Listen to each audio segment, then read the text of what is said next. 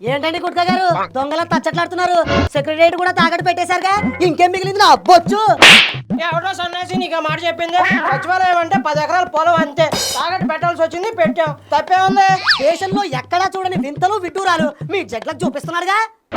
Button నొక్కేందుకు డబ్బుల కోసం ప్రభుత్వ ఆస్తులు తాకట్టు పెడుతున్నాడు మా జగన్ రెడ్డి. 370 కోట్ల కోసం సచివాలయాన్ని హెచ్డిఎఫ్సి బ్యాంకు తనఖా పెట్టాడు. సచివాలయం తాకట్టు పెట్టి మరీ డబ్బులు తీసుకోవచ్చని దిక్కుమాలిన సలహా ఇచ్చిన తొక్కలో సలహాదారుడు ఎవడో. ఆ తాకట్టు మాస్టర్ సజ్జలే.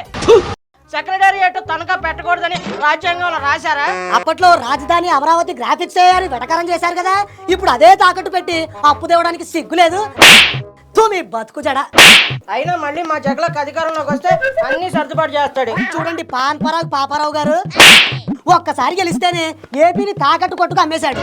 మరోసారి అవకాశం ఇస్తే మా కిడ్నీలు కూడా తనఖా పెట్టి అప్పులు తెస్తాడు.